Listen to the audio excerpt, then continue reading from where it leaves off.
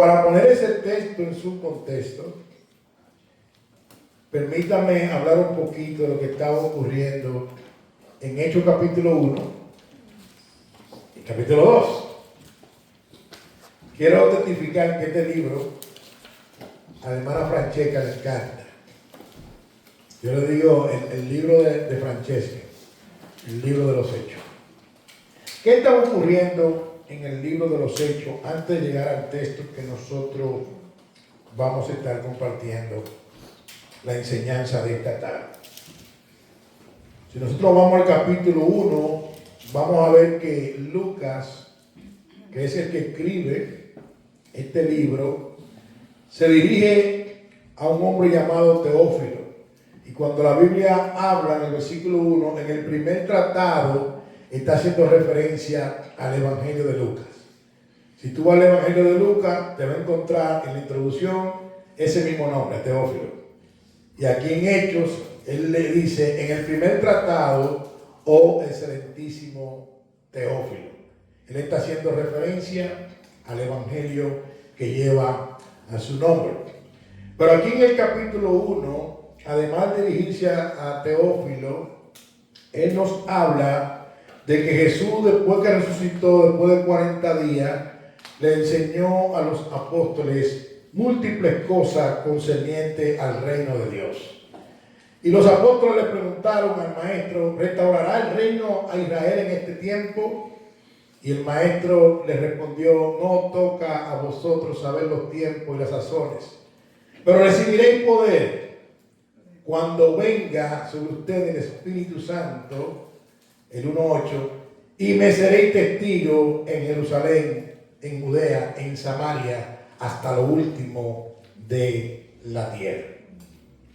Ahora, a partir del verso 6, que vemos la ascensión, en el 8 vemos lo que le acabo de decir ahora mismo. A partir del verso 12, ellos comienzan a analizar sobre quién iba a ser el sucesor de Judas.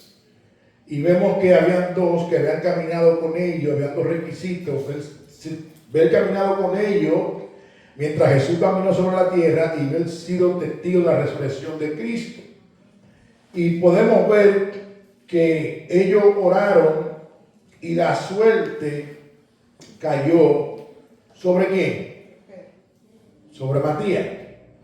¿Se recuerdan?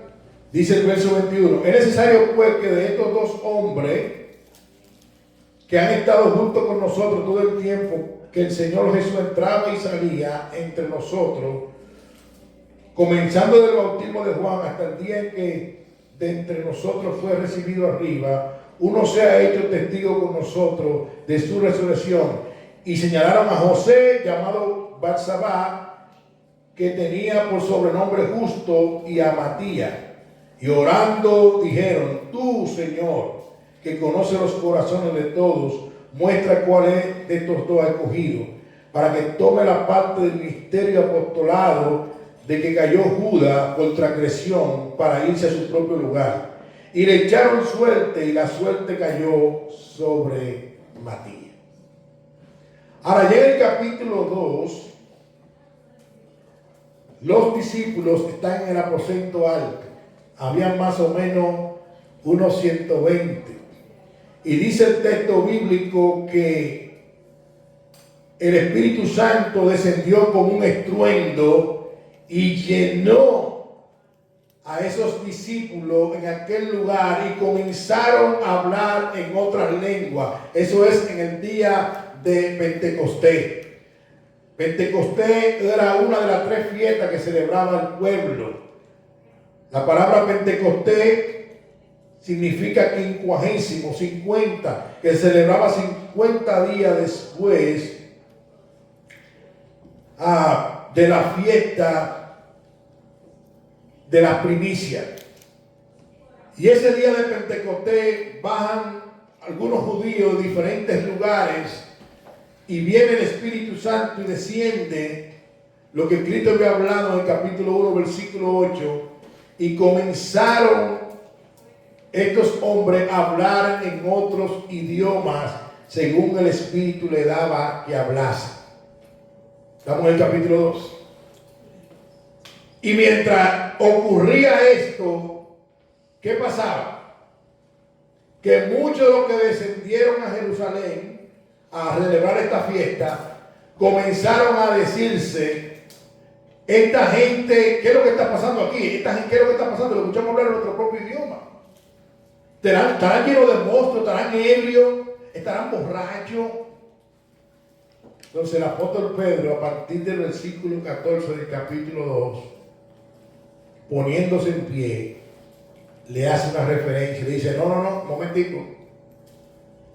Ellos no están borrachos, ellas no están ebrios. Es la hora novena, son las 9 de la mañana. No, esto lo dicho por el profeta Joel.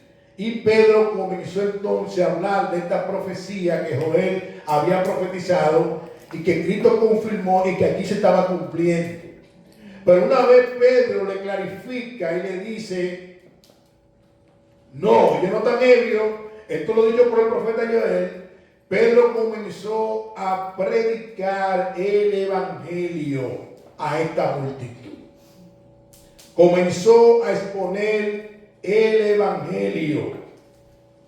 Y una vez puso el evangelio a esta multitud, dice el verso 41, así que los que recibieron su palabra fueron bautizados y se añadieron aquel día como 3,000 personas. Pero antes de eso, cuando Pedro expone el evangelio, esa multitud se compungió y le preguntó a Pedro: Pedro, ¿y entonces qué haremos? Y Pedro le dijo: arrepentidos, versículo 38, y bautice cada uno de vosotros. ¿Y sabe qué, hermano? Eso fue monumental. Una predicación del evangelio, 3,000 almas vinieron a los pies de Cristo. ¡Wow! 3,120 miembros tenía esa iglesia. 120 que estaban en el aposento alto, y en esa prédica vinieron 3,000. Hermano, verdaderamente nuestro Dios glorioso. Amén. Hermano, Dios está en control. Si Dios quiere ahora mismo, Dios hace algo. Amén. Sí. Pedro expuso el evangelio y 3,000 almas vinieron a los pies de Cristo. Wow, qué domingo ese. Qué domingo más poderoso. Que nosotros prediquemos y 3,000 almas vengan a los pies de Cristo. Bueno, hermano, aquí no hay de poner 3,000 gente. Pero Dios hizo una obra portentosa y 3,000 almas vinieron a los pies de Cristo. Ahora, una vez vinieron esas 3,000 almas a los pies de Cristo, ahí nosotros podemos ver el inicio de la iglesia. El inicio de la iglesia.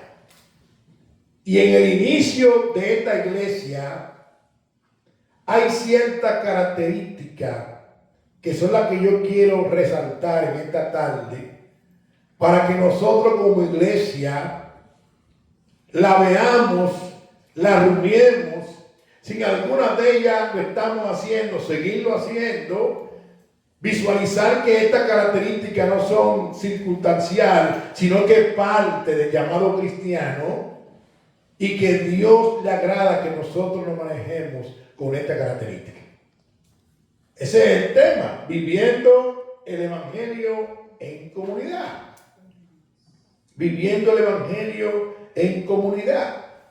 Y aunque el libro de los Hechos es un libro histórico, y permíteme compartir eso también, que los libros históricos son descriptivos, narran lo que sucedió, no lo que va a suceder siempre. Tenemos que tener cuidado con establecer teología en un sentido estricto, porque hay muchos actos históricos, porque el libro es un libro histórico, pero podemos aprender de todos esos hechos que nosotros vemos en el libro de los Hechos. Ahora, ¿por qué? Porque el libro de los Hechos también es palabra de Dios. Amén. y es parte de los libros sagrados que componen nuestra Biblia. Amén. El libro de los Hechos es palabra de Dios. Así que yo quisiera, después de poner el texto de los versículos 42 al 47 en su contexto, que nosotros podamos ver varias características que esta iglesia desde el inicio comenzó a experimentar. Recuérdense que estos hombres y mujeres venían de otras naciones que vivían a adorar y a celebrar el Pentecostés. Y lo que Dios hizo fue tan glorioso que se quedaron ahí. Así que veamos, hermanos, entonces, esta característica que tenía la primera iglesia, según nosotros entendemos que aquí nació la iglesia del Señor. La primera característica que nosotros vemos, o varias características que vemos de esta iglesia, se encuentra en el versículo 42. Vamos a leerlo otra vez, el versículo 42. Y perseveraban en la doctrina de los apóstoles, en la comunión unos con otros, en el partimiento del pan y en las oraciones. De este versículo bíblico vamos a compartir tres características que tenía esta iglesia. La primera era que era una iglesia que perseveraba en la doctrina de los apóstoles. La palabra doctrina viene del griego didaskalia, que significa enseñanza. En otras palabras, esta primera iglesia perseveraba en las enseñanzas de los apóstoles. La palabra perseverancia, la idea que tiene es una continua o algo continuo, pero de una manera constante, no fluctuante, sino constante. Esta primera iglesia perseveraba constantemente en la enseñanza de los apóstoles. Ahora decía un estudioso, y permítame citar, la salud espiritual de una iglesia depende de la palabra de Dios, que es el alimento espiritual del creyente. Dios guía a su iglesia por medio del Espíritu Santo, y el Espíritu Santo guía al creyente a la palabra, que tiene poder para alimentar al creyente, pero también para santificar la vida del creyente. Cuando vamos a Mateo capítulo 4, versículo 2 al 4, cuando Jesús fue llevado por el Espíritu a ser tentado por Satanás después de 40 días que ayunó. Mira lo que dice el texto bíblico. Y después de haber ayunado 40 días y 40 noches, tuvo hambre, y vino el tentador y le dijo: si eres el Hijo de Dios, di que esta piedra se convierta en pan. Él respondió y dijo: escrito está, no solo de pan vivirá el hombre, sino de toda palabra que sale de la boca de Dios. Esta primera iglesia perseveraba en la doctrina de los apóstoles. Aquí Jesús está citando Deuteronomio capítulo 8, versículo 1 al 3, que mira lo que dice este texto. Cuidaréis de poner por obra todo mandamiento que yo ordeno hoy, para que viváis y sean multiplicados, y entréis y poseáis la tierra que Jehová prometió con juramento a vuestros padres.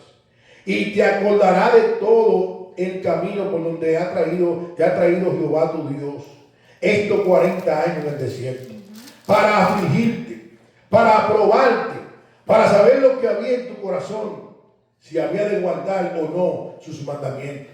Y te afligió y te hizo tener hambre y te sustentó con maná, comida que no conocías tú ni tus padres la habían conocido, para hacerte saber que no solo de pan vivirá el hombre, mas de todo lo que sale de la boca de Jehová vivirá el hombre.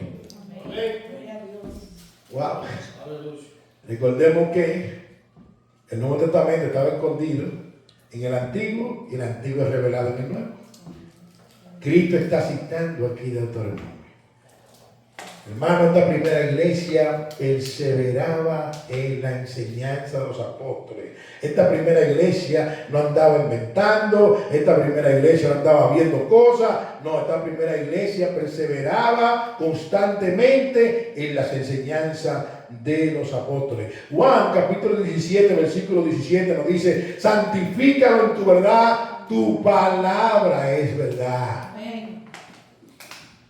La palabra de Dios, cuando es aplicada a nuestra vida, produce transformación. Amén. Esta iglesia de 3.120 miembros perseveraba constantemente en las enseñanzas de los apóstoles. Pero no solamente eso, la segunda característica que vemos en el versículo 42 es que esta iglesia perseveraba en la doctrina de los apóstoles y en la comunión uno con otros, en el partimiento del pan. Decía un estudioso, esta palabra comunión, el énfasis de Lucas aquí, no es solo cuando nos congregamos, sino una comunión donde los hermanos nos cuidemos unos a otros, teniendo cuenta de la necesidad los unos a los otros, un deseo genuino de apoyar al otro en cualquier circunstancia que se encuentre el hermano o la hermana. Este debe ser el resultado de estar unido a Cristo como un cuerpo.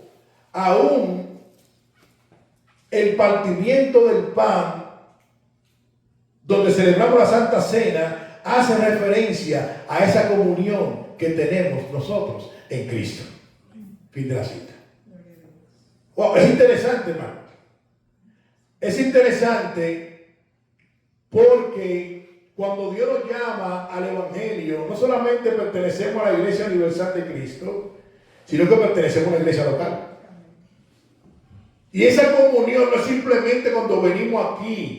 ¿Cómo tú estás? Dios te bendiga, y que nos sentimos contentos de vernos y hablarnos y saludarnos y adorar juntos y glorificar al Señor y recibir el consejo de Dios, de su palabra. No. Es una comunión familiar, lo que nosotros somos, familia en Cristo, hermana y hermano, redimido, escogido, nación santa, pueblo adquirido por Dios, para que anunciemos juntos la virtud de aquel que nos llamó de la tiniebla a su luz admirable. Que tu dolor sea mi dolor, tu gozo mi gozo. Que cuando un hermano le pueda preguntar a otro hermano algo, no se malinterprete.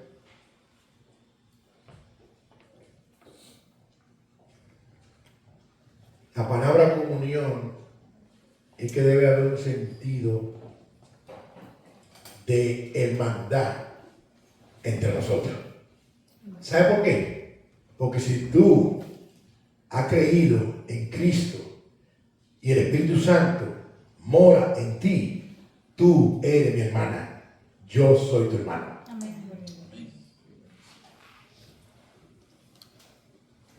Y si estamos conectados a Cristo en un mismo cuerpo, debemos de entender lo que el apóstol Pablo le dice a los Corintios en el capítulo 12, versículo 12 al 27, donde Pablo dice que la iglesia es como un cuerpo y que el cuerpo tiene muchos miembros y que cada miembro del cuerpo tiene su función y que ningún miembro del cuerpo le puede decir al otro miembro del cuerpo: yo no te necesito.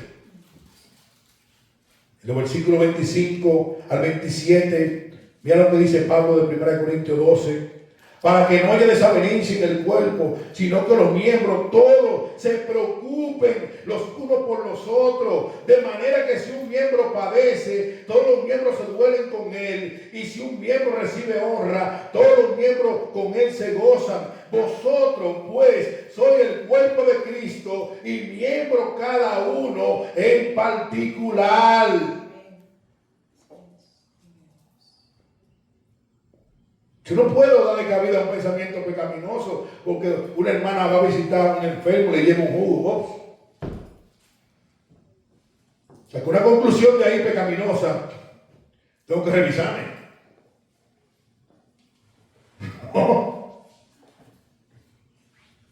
No, hermano.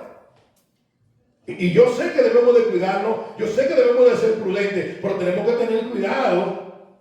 Porque nosotros somos un cuerpo en Cristo. Tu dolor en la práctica debe ser mi dolor. Y tu gozo en la práctica debe ser mi gozo. Y viceversa, si estamos conectados todos a la misma vida. Y esa comunión no es simplemente cuando estamos aquí dentro, no. Es que somos una familia dentro de estas cuatro paredes y fuera de estas cuatro paredes. Tú eres mi hermano, tú eres mi hermana.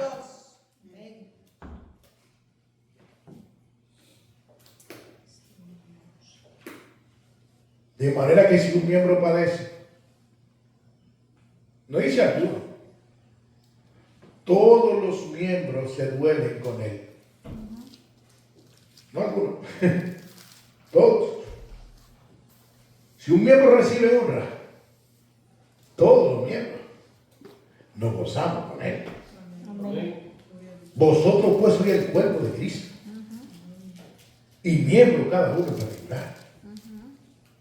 Hermano, la insensibilidad, voy a repetir esa pregunta otra vez, esa palabra. La insensibilidad no debe encontrar cabida en el pueblo de Dios.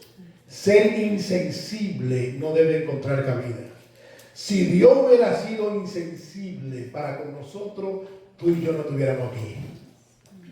En una ocasión Jesús ve una gran multitud como ovejas sin pastor y dice el texto bíblico que tuvo compasión de ella.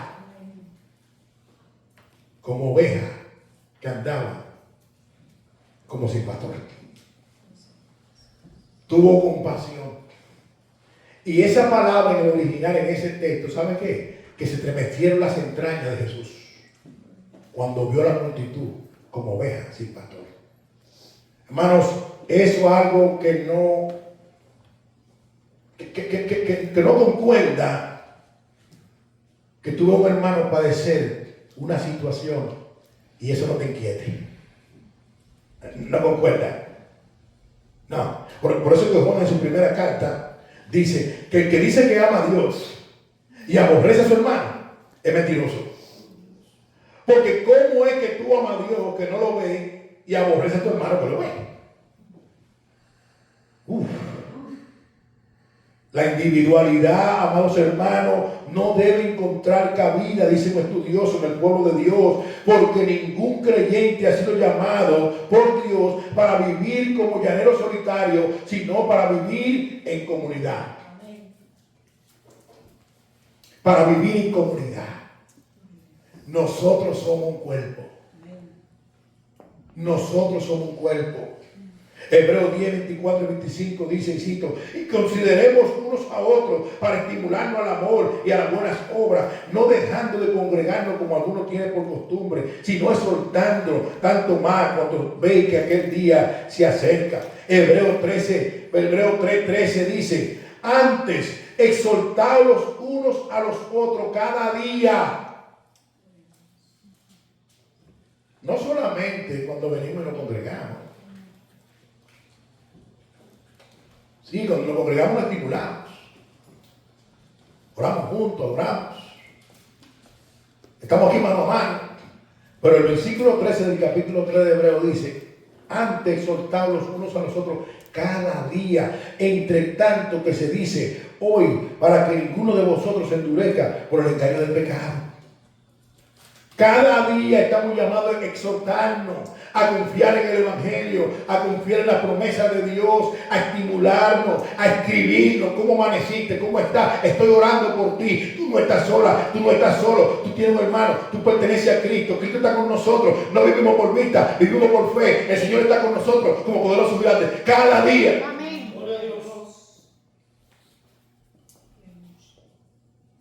Esta iglesia primitiva vivió esto, hermano. Exhortados los unos a los otros cada día. Orar los unos por los otros cada día. Consolados los unos a los otros cada día. Wow, qué maravilloso ambiente había en ese lugar. Pero la tercera característica de esta iglesia era que una iglesia que perseveraba en la oración. versículo 42. Esta iglesia perseveraba en la oración. Esta iglesia era una iglesia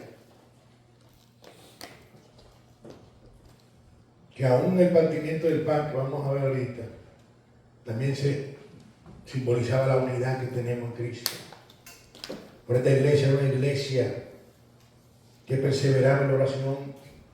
Y amados hermanos, la oración es una prioridad para la iglesia. Sí.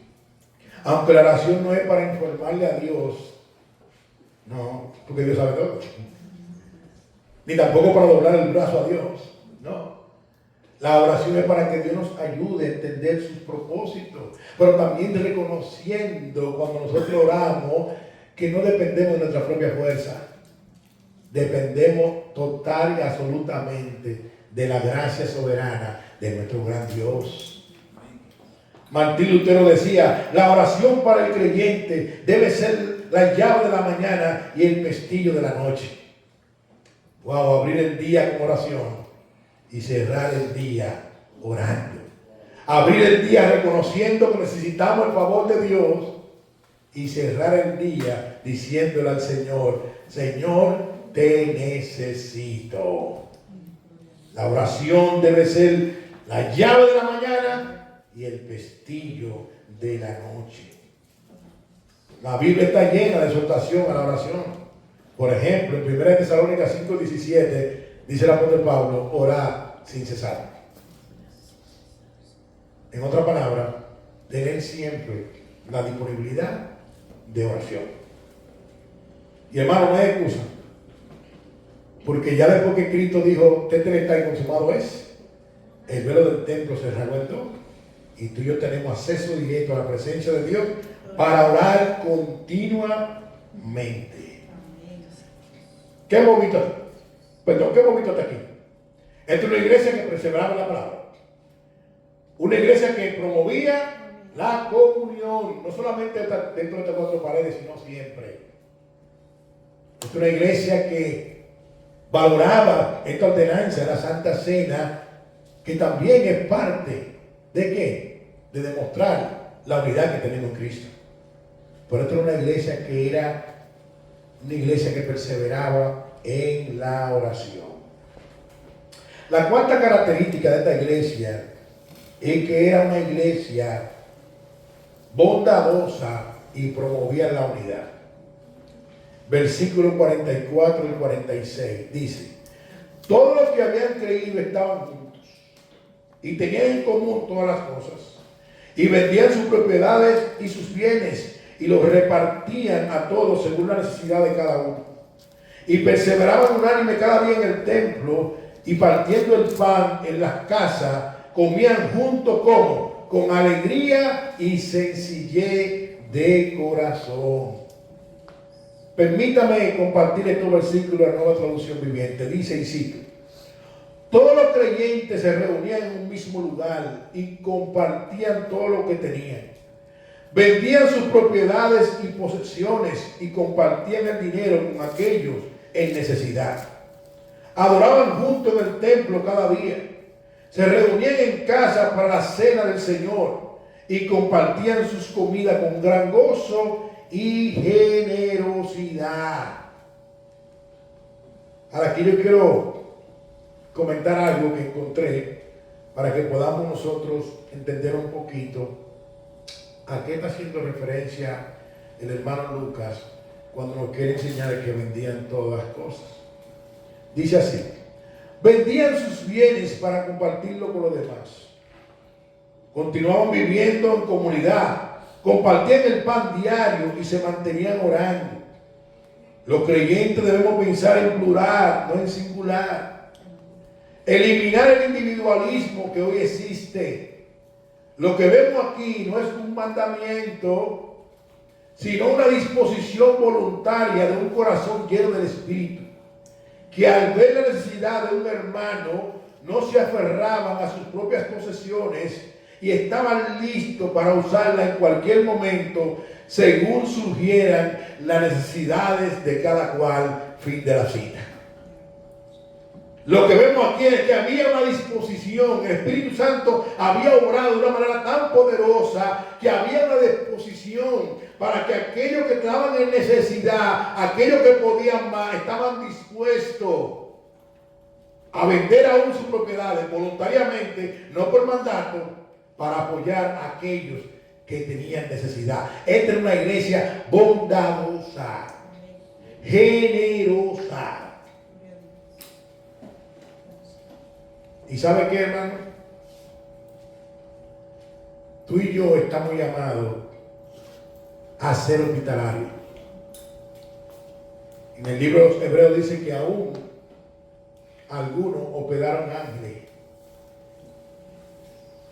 Tú y yo estamos llamados a ser hospitalarios, a ser bondadosos, a ser misericordiosos, de igual manera como Dios ha sido para con nosotros. Amén.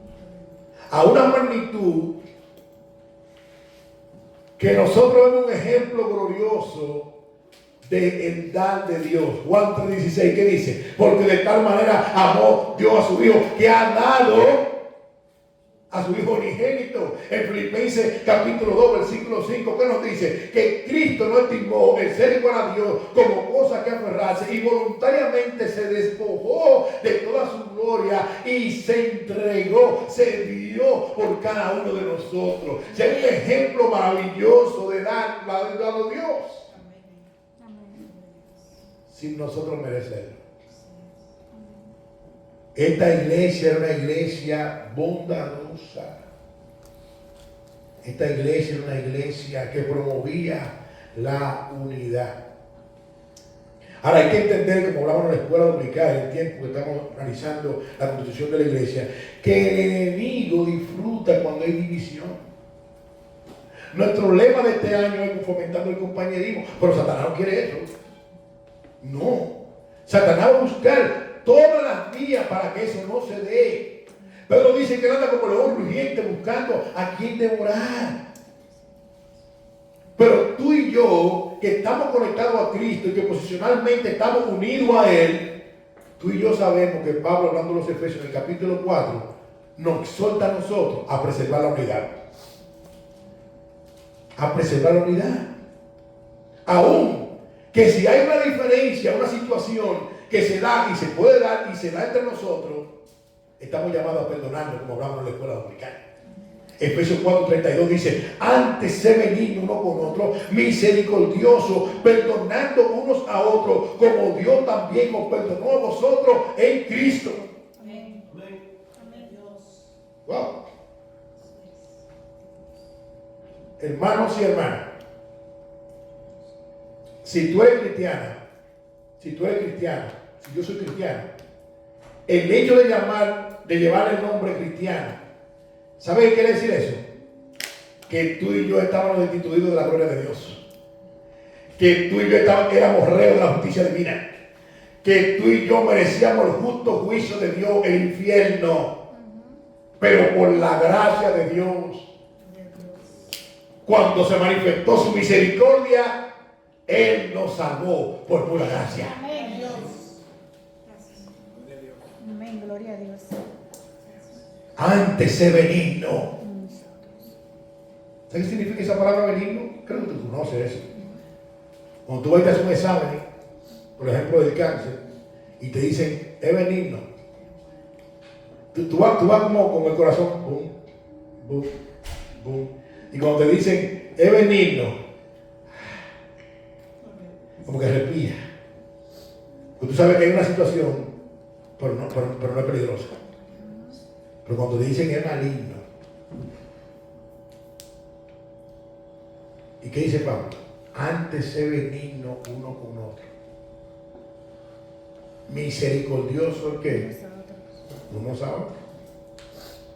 Perdonando unos a otros. Pablo, explícame cómo tenemos que hacer eso. O sencillo. Como Dios también os perdonó a vosotros en Cristo. Amén. Gloria a Dios. ¿Tú merecías perdón? No. ¿Tú merecías la misericordia? No. ¿Tú merecías la bondad de Dios? ¿La merecías? No. Bueno, pero de igual manera.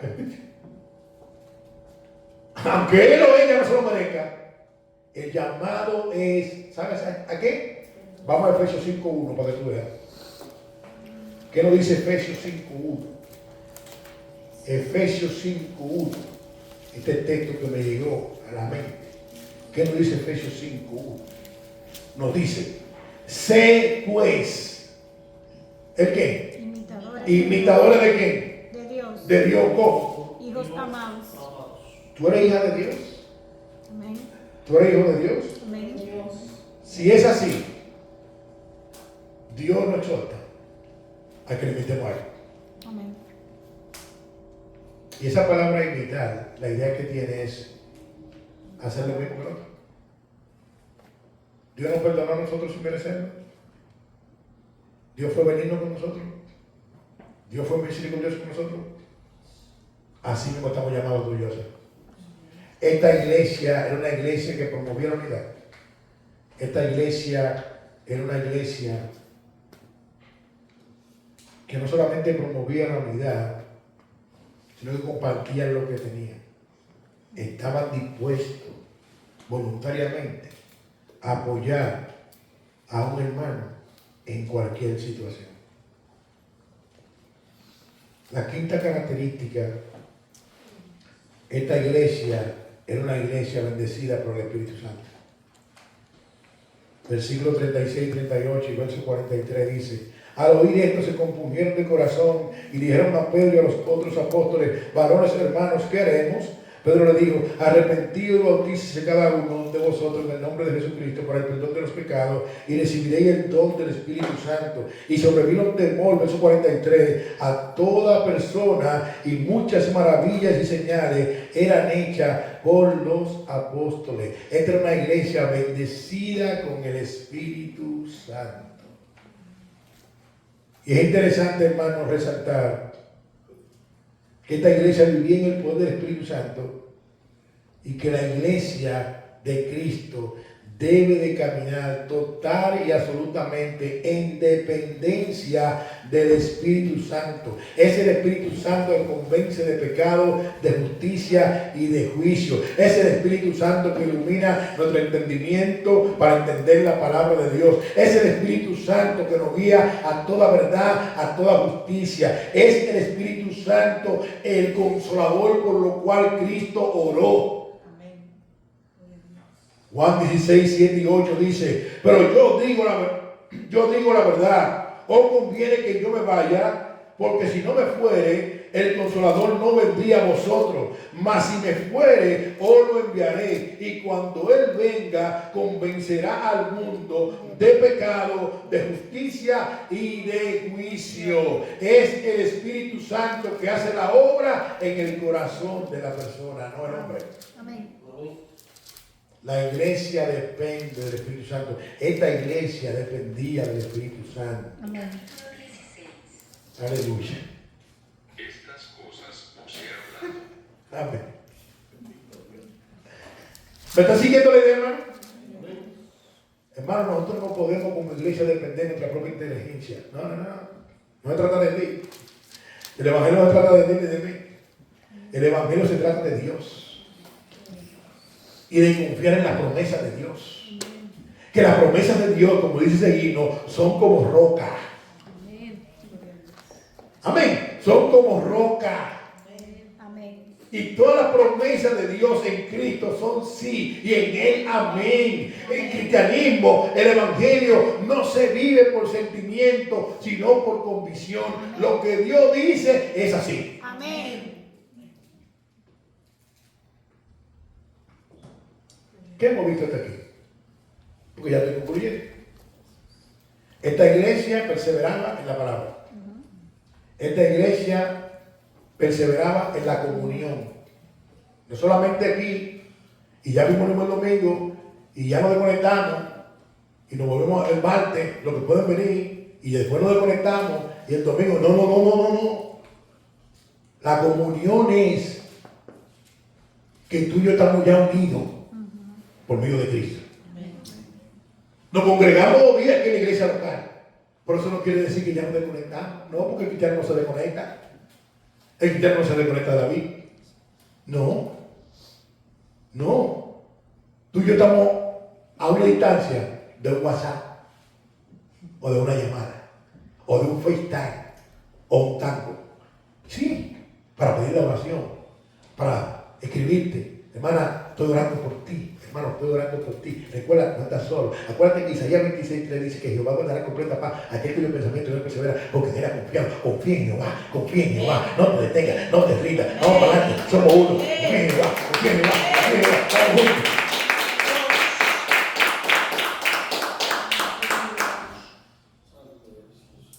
Y no darle cabida al diablo, que es experto en ser mentiroso. ¿Y para qué tú me estás escribiendo?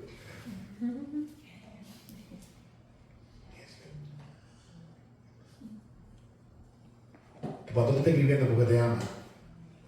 Tu pastor te está escribiendo porque Dios lo mueve a escribirte.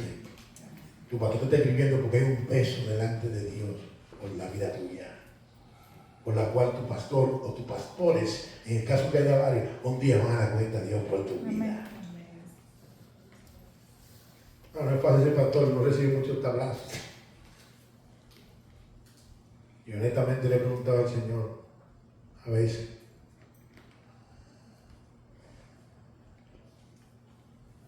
¿por qué tú me pusiste? Pero está una iglesia, tranquilo, grábame tranquilo. Tú me pusiste para allá. Pero Dios sabe por qué lo ha hecho.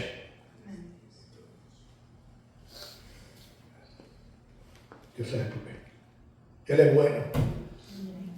Su misericordia es para siempre. Y Él sabe por qué hace lo que hace. Pero esta iglesia es una iglesia bondadosa, generosa. No era una iglesia mezquina. Era una iglesia que se condolía con los necesitados. Tú y yo estamos llamados a condolernos con los necesitados, tanto dentro de la iglesia como fuera de la iglesia. Jesús sabía que no todo el que andaba detrás de él porque él era el Mesías. Sin embargo, cuando la alimentación de los 5,000, los apóstoles se le acercaron y le dijeron, Señor, despide la multitud. Y el Señor le dijo, no, momentico. ¿Usted tiene el tintero conmigo otra vez? ¿Qué hay por ahí? Bueno, hay 2 panes de plan. Oye, y alimentaron los 5,000. Y dice que sobró pan y sobró peces. Porque nuestro Dios es un Dios de compasión. Amén. Y si tú y yo hemos experimentado esa misma compasión, también tú y yo estamos llamados a ser compasivos. Esta iglesia es compasiva, pero esta iglesia dependía del Espíritu Santo. Y por último, la sexta característica de esta iglesia era una iglesia bendecida. Versículo 47. Dice, alabando a Dios y teniendo favor con todo el pueblo. Y el Señor añadía a la iglesia lo que habían de ser salvos. Fíjate que no el sembrador le añadía a la iglesia, el sembrador se le sembrar. El Señor añadía a la iglesia. Cómo esta iglesia vivía alabando a Dios y teniendo favor con todo el pueblo. Teniendo favor con todo el pueblo. Y el Señor añadía a la iglesia lo que habían de ser salvos. Esta era una iglesia bendecida. El Señor añadía lo que habían de ser salvos. Y hermano, gloria a Dios por el poder de Dios. Porque solamente Dios tiene el poder para a través de una predicación traer 3,000 almas a los pies de Cristo. Amén. Pedro predicó el Evangelio y Dios trajo 3,000 almas. Amada iglesia, prediquemos el Evangelio. Amén. ¿Y sabe cuál es el Evangelio? Para no improvisar, yo quiero buscar una definición bíblica del Evangelio que se encuentra en 1 Corintios capítulo 15. Mira lo que dice Primera de Corintios 15, versículo 3. Porque primeramente os he enseñado lo que asimismo recibí, que Cristo murió por nuestros pecados conforme a las Escrituras, y que fue sepultado y que resucitó al tercer día conforme a las Escrituras. Prediquemos a Cristo resucitado, que murió, se clavó en la cruz, murió, fue sepultado, pero al tercer día resucitó. Pedro predicó la muerte y resurrección de Cristo, y el Señor obró de una manera que 3,000 almas vinieron a los pies de Cristo. Amén. ¿Qué podemos nosotros aplicar de esto? Haciendo una mirada retrospectiva. Que Dios nos ayude a revisar esta característica de la primera iglesia. Porque en nuestro caminar a veces nosotros tendemos a olvidar las cosas. Y como estamos todavía en un cuerpo caído, a veces vemos situaciones y endurecemos nuestro corazón. A veces vemos situaciones y miramos para el otro lado. Que Dios nos ayude a visitar esta iglesia, la primera iglesia, y ver esta característica. Y pedirle a Dios en oración: Señor, ayúdanos como iglesia a que esta característica se mantenga firme en cada uno de nosotros. Que seamos gente de la palabra. Que seamos hombres y mujeres ¿de qué? De promocionar la comunión. Sí, de que tú entiendas que cada uno de nosotros, la vida espiritual nos debe de importar. Amén. Sí, a mí debe de importarme la vida de oración de Joaco. Y de Joaco la mía también. Y si no está orando, ¿qué pasa? Ven, vamos a buscar. Pero tenemos que crecer en la oración. Pero también, si hay algo que nos está impidiendo ser bondadoso, orar por eso. Señor, ayúdanos a imitarte, porque tú eres un Dios bondadoso. Gracias por tu bondad. Hay una alabanza que nosotros cantamos: la bondad de Dios. Sí, su amor nunca nos falla. Resistir, su bondad nos persigue. En el Salmo 23 vimos que el bien y la misericordia nos persiguen cada día. Que podamos mostrar esa misericordia que Dios ha mostrado para con nosotros. Pero que no nos vanagloriemos, sino que reconozcamos que dependemos total y absolutamente del Espíritu Santo. Amén. Necesitamos el Espíritu Santo para aplicar la Biblia. Necesitamos gracia al Espíritu Santo para guiarnos por las Escrituras, para entender las Escrituras. Amén. Y que descansemos en que el Señor se encarga de añadir a su iglesia lo que es necesario. Amén. ¿Qué debemos de hacer? Predicar el Evangelio. Amén. ¿Qué hizo Pedro? Predicó el Evangelio. ¿Y qué hizo el Señor? 3,000 almas al pie de Cristo. ¿Qué va a hacer Aarón en Ecuador ahora? Y predicar el Evangelio. Amén. Y que el Señor salga las almas. Y que el Señor obra ya. Cristo se clavó, murió, pero también resucitó y viene a buscar su iglesia. Hermana iglesia amada, que el Padre Celestial fortalezca nuestra fe. Y que esta fe nos mueva a imitar a los primeros cristianos. Que cada creyente aquí pueda entender que todo lo que hacemos, lo hacemos para que Dios sea glorificado. Y que Cristo brille en nuestra vida. Y que sea Él preparando nuestros corazones para que podamos venir en fe y apropiarnos por los méritos de Cristo de esta Santa Cena que vamos a celebrar. Que entendamos que aunque nosotros repartimos unos vasitos, porque es algo más práctico, la noche que Jesús compartió la Santa Cena era una copa y un pan. Y que ese pan simboliza el cuerpo quebrantado de Cristo por tu pecado. Y que ese vino simboliza la sangre de Cristo derramada para el perdón de vuestro pecado. Pero todos comemos de un pan. Amén. Y todos bebemos de una misma copa. Amén. ¿Sabe por qué? Porque todos somos uno en Cristo Jesús. Amén. Gloria a Dios. Que Dios nos ayude a salir de este lugar convencido y motivado y estimulado para seguir fomentando la unidad los unos con los otros. Amén. Vamos a orar.